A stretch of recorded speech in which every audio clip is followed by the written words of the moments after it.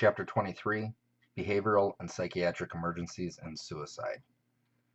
This is a tough concept to talk about because there's really no set way in stone on how to handle these situations. Every situation is different, and it's especially difficult to determine that it is in fact a behavioral issue and not some type of underlying medical condition that's causing the patient to act the way they are. We'll talk about this in the best we can, but really we are talking about things in theory here. The actual practice is going to be situational, depending on the environment, the way the patient's acting, the resources that are available, and any other clues that you may have as to what might be going on. So with behavioral and psychiatric emergencies, essentially what we're dealing with here is a patient who is acting in a manner that is unacceptable, whether it be to themselves or their surroundings. And that's a very loose definition, and that's certainly up for interpretation.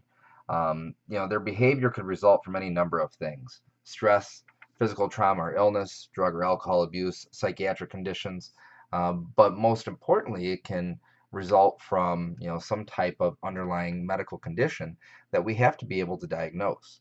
Case in point being a hypoglycemic patient, diabetic patient. When their sugar goes too low, oftentimes they become combative. Now, it's easy enough for us to walk up on scene, not have any background information, not have any history on the patient, and instead just be confronted with a generally combative or non-compliant patient. In that circumstance, we need to be able to differentiate: is this a behavioral emergency, or is there a medical cause that's leading to this?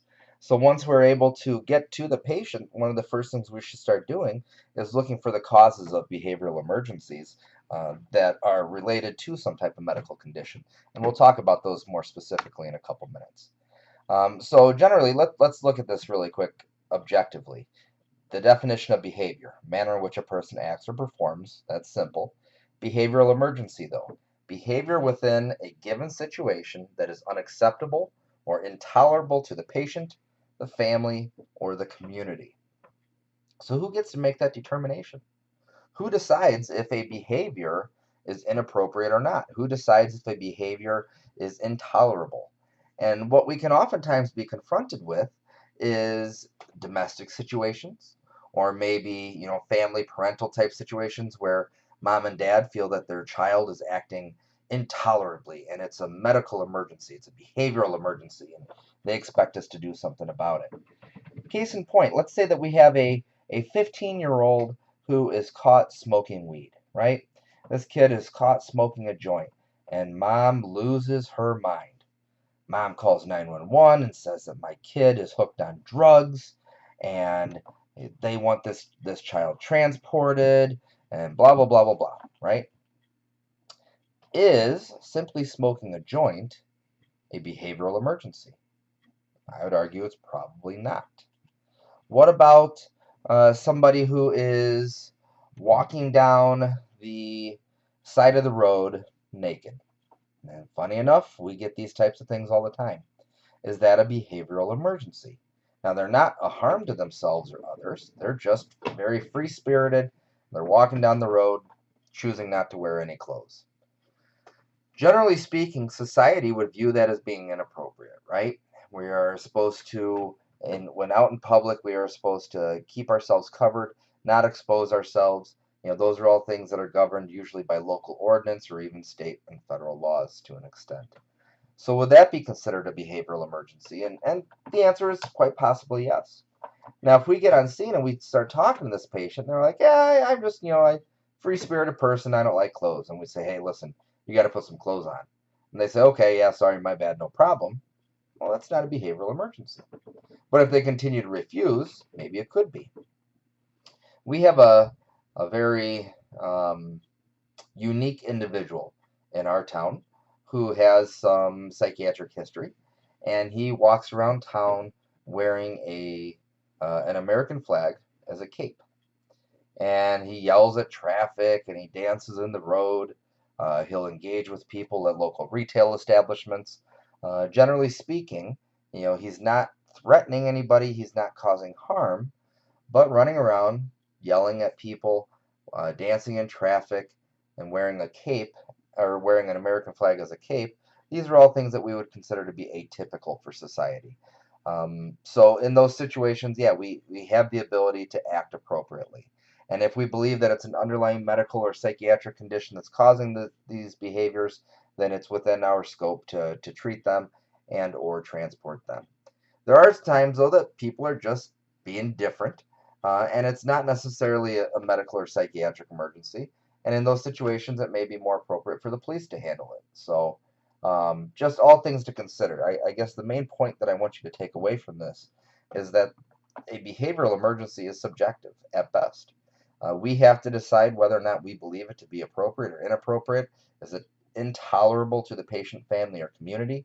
Um, and it's tough, and it's a very fine line that we have to walk, especially if we're going to end up treating or transporting a patient against their will, to avoid any allegations of assault or battery against us, and to make sure that we are not, restraining a patient inappropriately, to make sure that we're not guilty essentially of kidnapping a patient. We really have to think about these things, and if there's any doubt in your mind, then you should contact medical control and get some advice from them. So the challenge here is that there is no predictable behavior. A patient's behavior can change at any minute. They can all of a sudden go from calm, cool, and collected to combative and just flying off the handle. And we have to be aware of those things. And I'll share a great example of a situation that I ran into.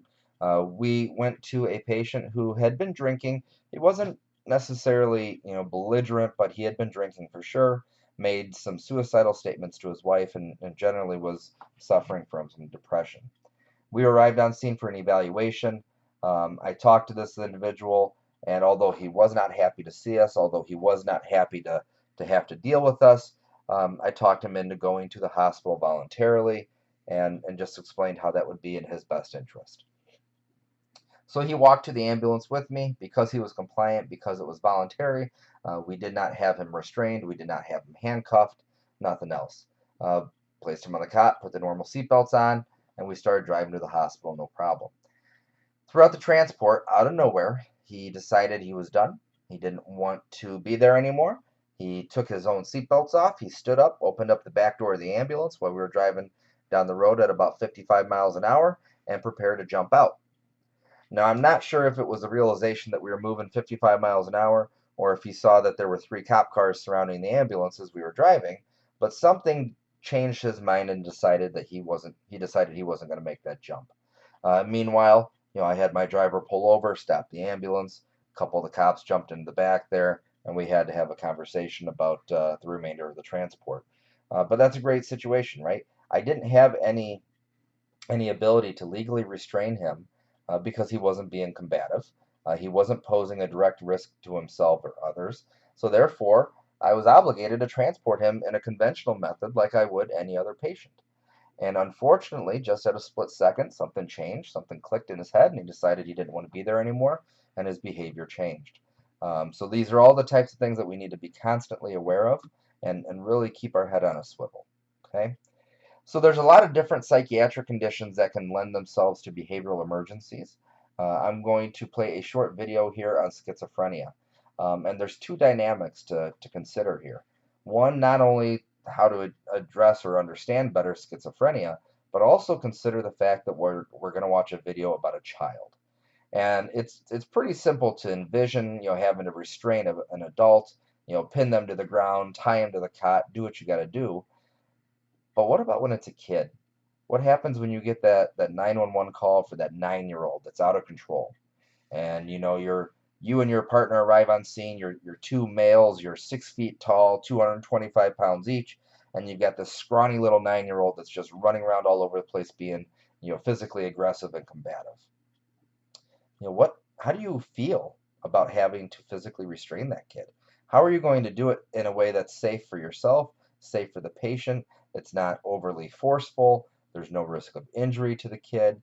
What happens when it's an elderly, when it's this 92-year-old woman who is, suffering from severe dementia, and she keeps trying to rip out an IV that you've put in her because of some type of medical emergency?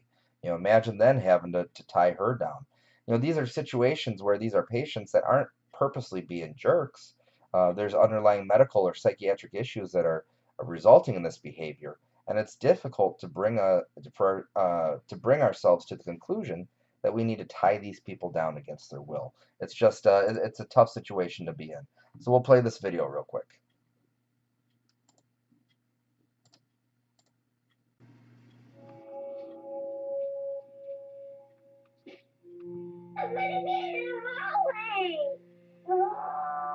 Brandon's having a rough day today. Then I can't take you to the beach. No. You can't even see people. I know.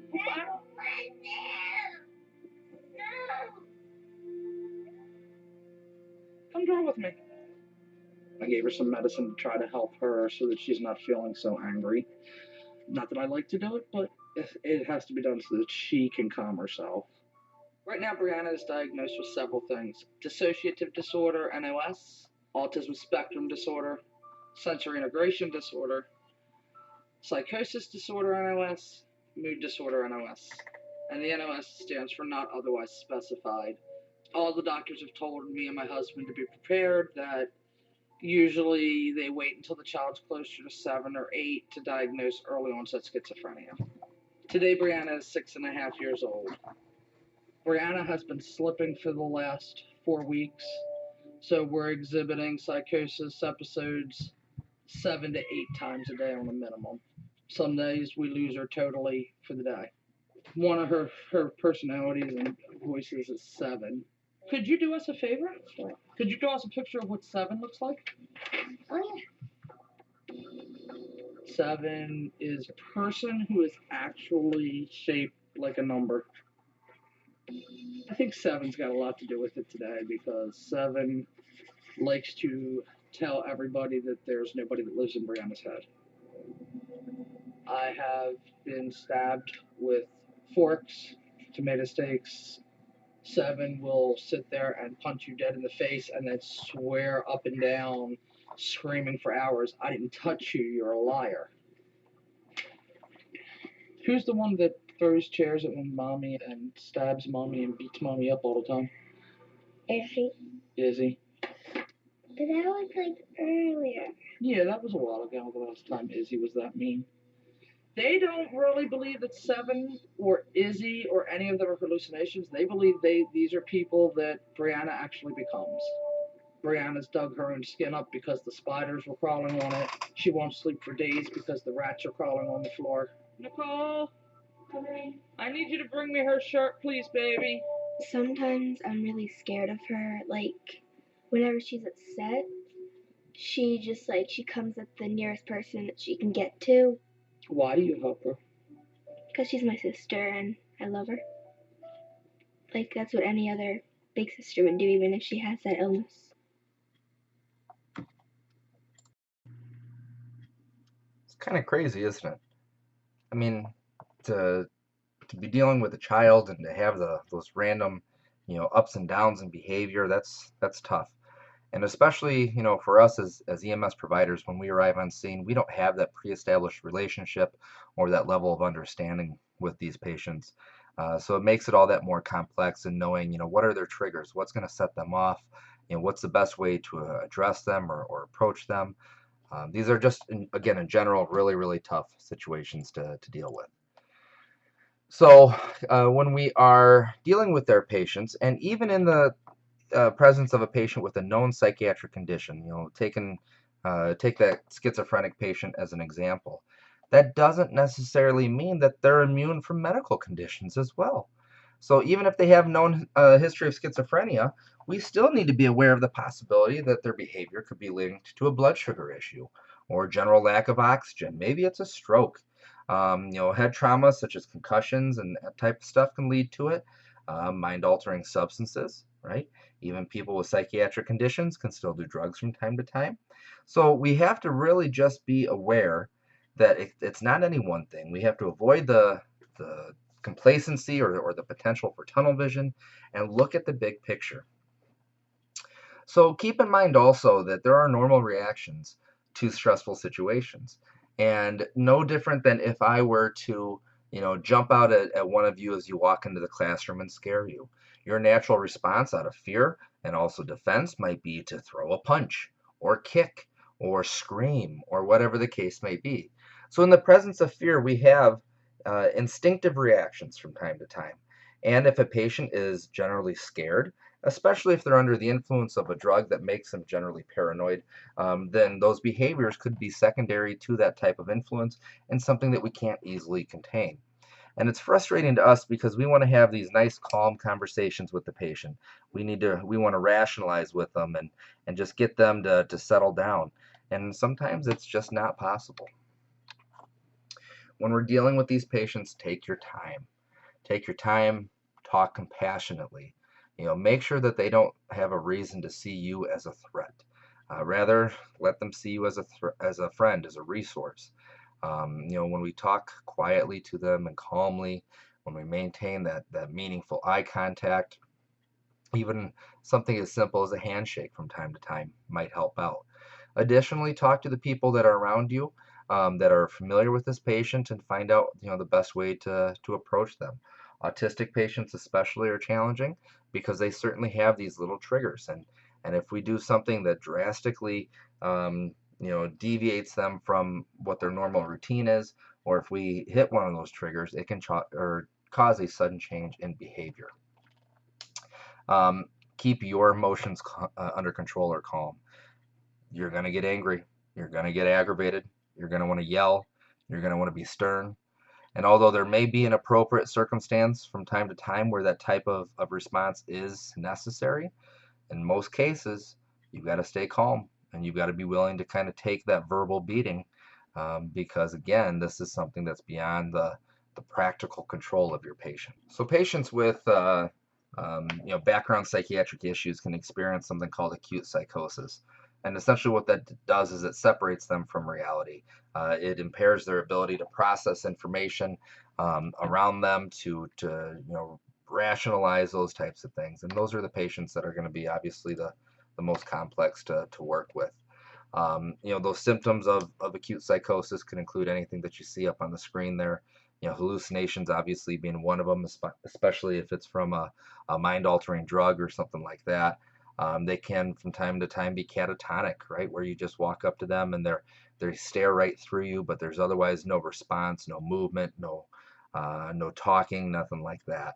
And those patients are difficult because when they don't want to cooperate or give you information, it's hard to understand what it is that you're dealing with. A catatonic patient, is it strictly an acute psychosis, or is it a stroke patient? How are you going to make that differentiation? What are some different physical assessments you can do to determine the difference between them? All things to consider. So how do we care for these patients?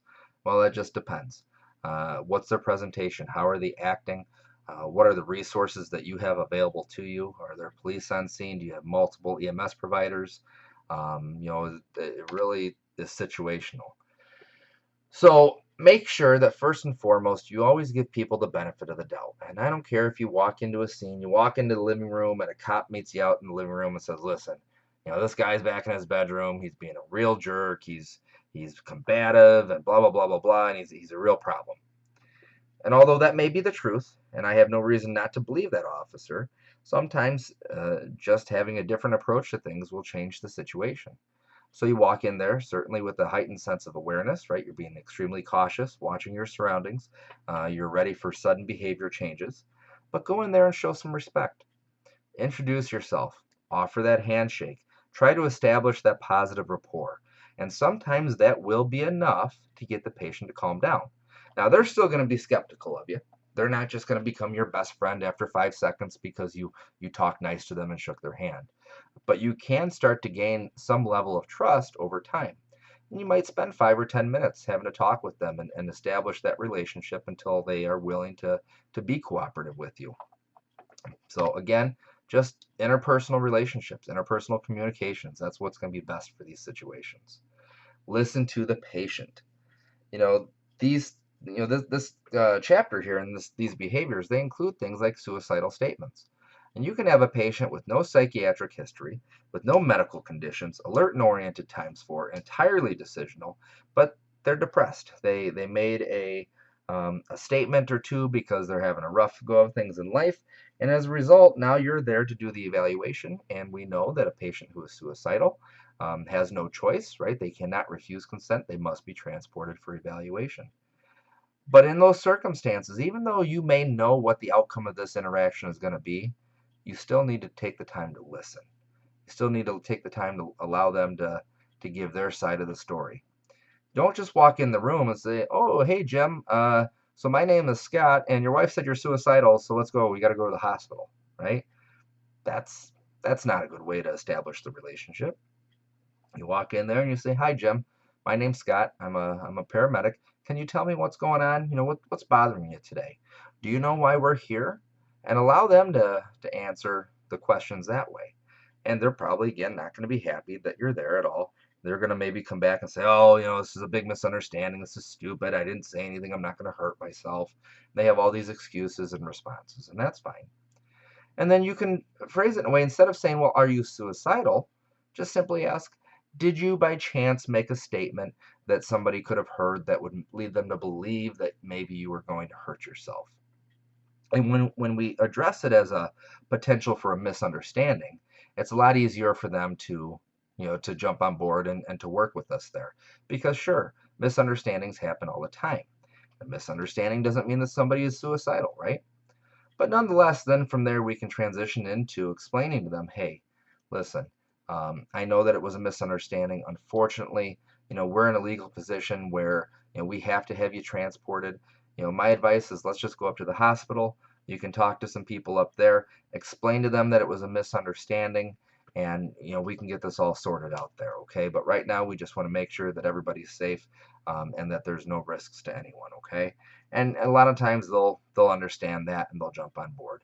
It's only rarely do you actually have to physically restrain these patients and take them against their will.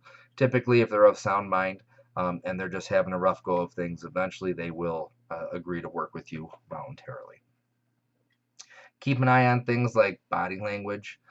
Acknowledge how the patient may feel. Now, all these things are also contingent on the fact that we need to control our scene time, right? Especially if you work for an emergent 911 ambulance service. We're all busy these days, and having those ambulances available for the next call is just as important. So still give this patient the appropriate time. Make sure that you're working with them. But we don't have the time in most cases to spend an hour on scene negotiating a voluntary transport. We usually have to kind of accelerate these types of calls, and we wouldn't want to spend any more time on scene here than we would any other type of call. Okay, it's going to be probably 20 minutes, maybe sometimes it'll run upwards of 30. But if you're not getting anywhere trying to negotiate, that's when you're going to have to become a little bit more firm. Stay out of the patient's personal space. Unless you intend to physically restrain them, you should give them their space and respect them just as you would expect them to respect you. And then again, keep aware of any type of potential changes that may occur. Now, in this situation here, let's look at this picture. If they are getting ready to bum rush this guy, take him to the ground and restrain him, they're in the perfect position. However, if this guy here is simply trying to have a conversation with him, they are in the wrong position. Because this type of thing, where we circle around people, or if we back somebody into a corner, that type of stuff, that is not a comfortable situation. And when somebody feels threatened, they're going to respond in a threatening manner. So if he's here trying to establish a relationship, establish that positive rapport, then these three people need to be standing way back out of the way and allow that to occur. If they are getting ready to move in and take them down to restrain, then that's a different story. Your patient assessment for behavioral patients is no different than anything else, and even though we have a higher chance or risk of physical harm here from a combative patient, remember that I encourage you to have the same sense of situational awareness for all calls, no matter what it is, whether it be, grandma who slipped on the bathroom floor and fell, all the way up to these behavioral emergencies, because we know that situations are unexpected and they pop up all the time.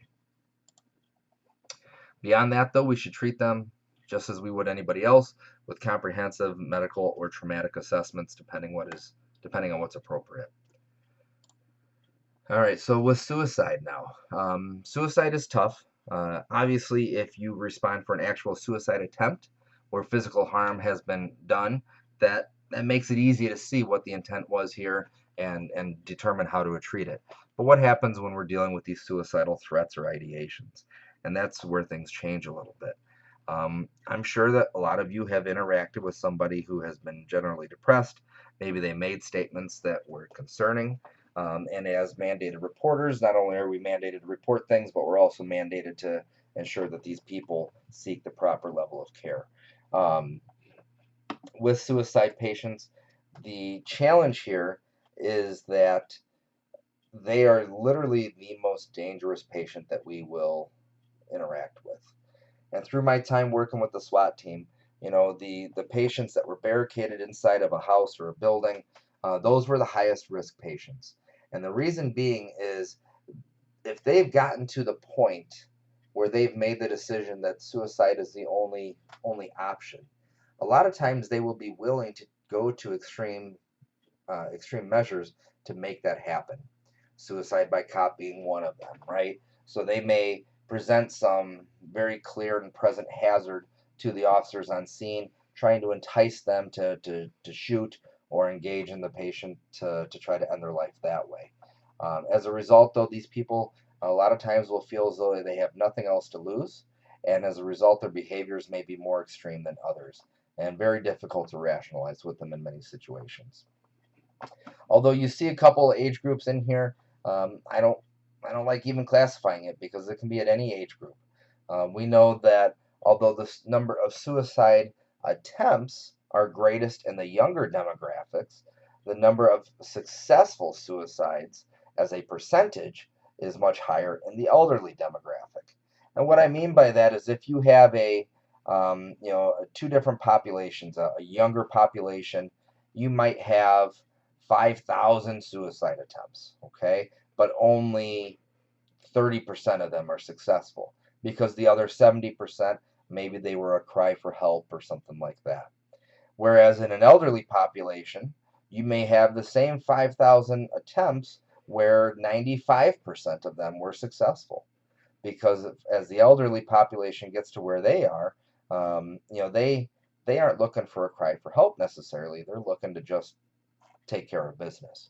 So that makes it challenging.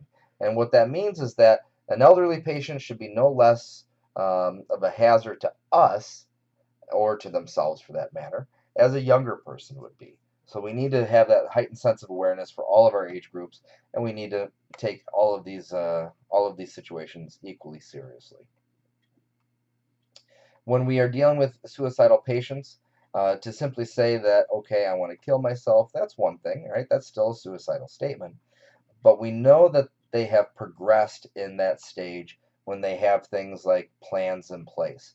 If they can tell you how they're going to do it or what they're going to do, that's a big step in the wrong direction. If they have previous attempts, these are all red flags that say, listen, the chances of this being a call for help are much less. This patient is really taking steps in the direction of a successful suicide. So we want to make sure, again, that we always take every threat of suicide or violence for that matter seriously, but we do want to make sure that we are just a little bit more diligent with the people that have progressed a little bit further in these thought patterns. We don't want to argue, threaten, or indicate using force. We want to be honest. We want to explain, exactly what's going on and what needs to happen, but we don't need to necessarily make threats. And we'll talk about that more in class. This chapter, we're going to do a whole lot of role playing because that's really the only way that we can learn how to handle these situations. All right, so aggressive or hostile patients. Look for clues that they may be hostile. Body language probably being one of the biggest clues that you're going to have. Depending on how they square up to you. What are their hands doing? Are they fidgety? Are they forming a fist? What are their facial expressions? Make sure that you always have an escape route. You should never allow your patient to get between you and the exit of the room. Okay, that never is okay. So always make sure that you have the quickest and easiest access to exit the room if necessary. And then stay alert for weapons of any type. So that's not necessarily guns or knives. That's anything. That's a baseball bat. That's a lamp. That's an ashtray. Anything that can be used as a weapon or as a blunt force object should be considered a risk to you. Try to ensure that not only your safety, but remind them that they are safe. Try to keep them calm, and again, be objective. Don't be judgmental when talking or dealing with them. Never hesitate to request additional help if you need it. Having the additional resources there is always beneficial if you need them. However, I'll tell you that I oftentimes don't want extra people there. And from time to time, depending on the house that we're responding out of with our ambulance, if an engine company or ladder truck are closer to the call than the closest ambulance, then they're automatically dispatched. And I hate that. I don't want extra people on my scene for several reasons. One, it complicates things as far as who it is that's going to make that first impression with the patient and establish that relationship. And two, when the patient sees a ladder truck, an ambulance, and 4 squad cars parked out front, that's going to be agitating to them.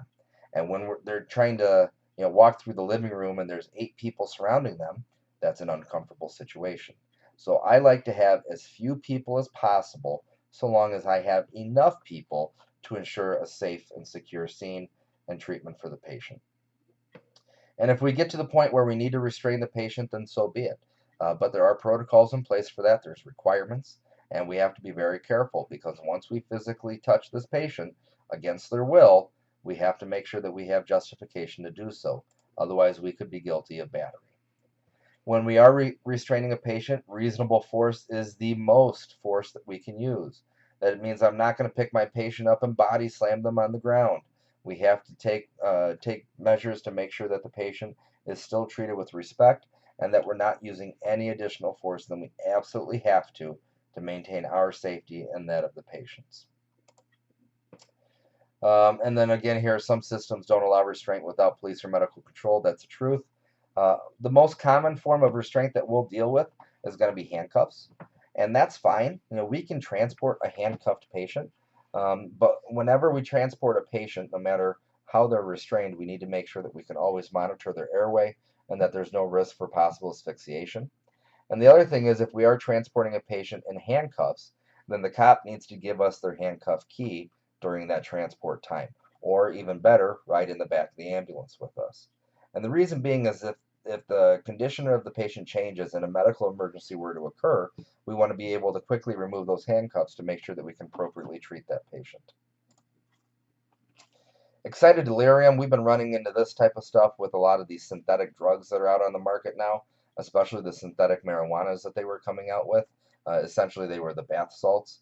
And in those situations, these patients were just off their rockers altogether. Their metabolic rates skyrocket. You see down there, that they become hyperthermic, very aggressive. And as a result of that, a lot of times they have this altered sensation. And because of that, um, cops were dealing with situations where, they were confronted by an aggressive individual and they would shoot him and shoot him again and shoot him again. And sometimes it was taking multiple shots, even to the chest or torso, to take the patient down because they weren't registering this pain. They weren't registering what was going on. So these patients are truly hazardous to us. And if we do have a patient showing signs of excited delirium, then it's certainly appropriate to restrain them. And the other option, too, is you may want to request ALS for some of these patients because as an ALS provider, we can do what's called chemical sedation. So we can actually give them medications that sedate them and calm them down a little bit. All right. I think that's good on there. The process of restraining the patient is something we're going to practice on or in class here, so I'm not going to really talk about that right now. And I think that should get us close to the end. Consent, it's going to be tough. Obviously, we want to get consent. There are situations where we have implied consent, such as suicidal or homicidal statements, patients who are intoxicated or under the influence of drugs and unable to make appropriate decisions. Those are all people where we can operate under those implied consent things. As far as the sexual misconduct thing goes, anytime we're dealing with a patient of the opposite gender, of course there's value in having a care provider. If we're dealing with a woman, having a female care provider is of benefit, and if the patient's a male, having a male care provider is of benefit. But that's not always going to be an option. And if you don't have any, females on duty during the day and you have a female patient, you just got to deal with it. But in those situations, make sure that you're protecting, yourself, especially if you are having to physically restrain a patient. Make sure that you always have a third party available, somebody who is, able to watch and see what's going on. Maybe that's a police officer. Body cams can be of service to us in these types of situations to prove that there was no misconduct or anything else. But when we're restraining people or transporting them against their will, it's not uncommon for them to make false accusations as a revenge or something else. And that takes us to the end. So again, this is going to be a lot of role playing, no black and white procedures, something that we're going to have to kind of figure out as we go, and each and every interaction will be situationally dependent. So I hope that helped a little bit, give you a brief overview, and we'll see you in class.